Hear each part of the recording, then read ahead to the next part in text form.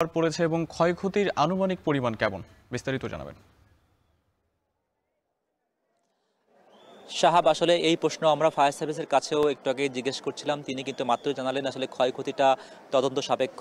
তবে এখানে তারা এর আগেও আগুনের আশঙ্কা করে তারা মহড়া পরিচালনা করেছিলেন। কাজেই তারা বলছেন আসলে এই আগুন সম্বন্ধে তারা হয়তো বা আগে থেকেই সচেতন ছিলেন কিংবা এই ঝুঁকি সম্পর্কে সচেতন ছিলেন। তবে আজকের আসলে এই ঘটনাটি ঘটলো এবং এখানে ধারণা করা হচ্ছে শতাধিক পরিবার আজকে তারা ঘরহীন, তারা আশ্রয়হীন, তারা ঠিকানাহীন হয়ে গেল।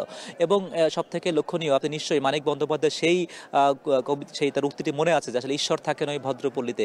দেখুন সামনেই যে লেকটি অবস্থান করছে, তার এক পাশে গুলশান বনানী আর একদিকে কড়াইল বস্তি।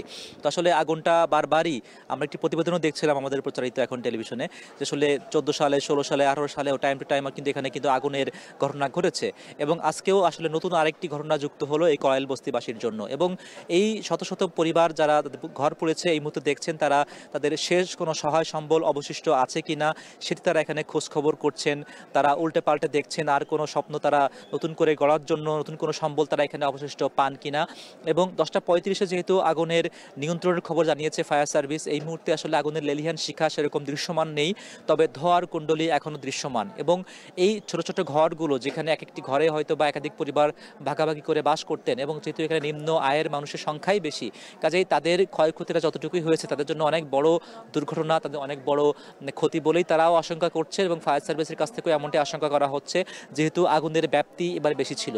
এবং আগুনের ব্যাপ্তি বেশি ছিল দুইটি ভাবে আমরা কিন্তু নির্ণয় করতে পারি। প্রথমত, আগুনের লেলিহান শিখা যেমন দেখেছি, বিস্তীর্ণ অঞ্চল জুড়ে আগুনের বিস্তৃতি দেখেছি। এর পাশাপাশি যেহেতু এখানে ফায়ার সার্ভিসের 20টি ইউনিটের কিন্তু চেষ্টা করতে হয়েছে, এবং এই 20টি ইউনিট দ্বারাও কিন্তু অনুমান করা যায় যে আসলে এবারের আগুনের তীব্রতা কত ভয়াবহ ছিল। এবং এই মুহূর্তে ভেঙে পড়া, পুড়ে যাওয়া সেই ঘর থেকে যাদের ঘর পুড়ে যাওয়ার পাশাপাশি স্বপ্নও পুড়েছে, তারা চেষ্টা করছেন আগুন নিয়ন্ত্রণে আসার পরে পরিবারের সদস্যরা মিলে তার সেই পুড়ে যাওয়া ঘর থেকে কোনো সহায় সম্বল খুঁজে পাওয়া যায় কিনা। এবং এখানে যেহেতু একদিকে লেক থাকার পরেও অন্যান্য বার আগুনের ঘটনায় মূলত সেই লেক থেকে পানি নিয়েই কিন্তু ফায়ার সার্ভিস চেষ্টা করতো আগুন নিয়ন্ত্রণ করার। তবে এবার তারা বেশ বেগ পেতে হয়েছে, কাছাকাছি কোনো পানির উৎস তারা খুঁজে পাচ্ছিলেন না। তবে শেষ পর্যন্ত দূর থেকে পাইপের সংযোগ দিয়ে তারা মূলত পানির সংযোগ নিয়ে এটিকে শেষ পর্যন্ত নিয়ন্ত্রণে আনতে পারলেন। সব আমরা খোঁজখবর রাখছি, নিশ্চয়ই ক্ষয়ক্ষতির পরিমাণটাও নজর রাখবো, একই সঙ্গে কত মানুষের স্বপ্ন পড়লো সেটিও নিশ্চয়ই পরবর্তী বুলেটিনগুলোতে আমরা জানানোর চেষ্টা করব। আপাতত কড়াইল বস্তি থেকে এই ছিল আমার কাছে সর্বশেষ।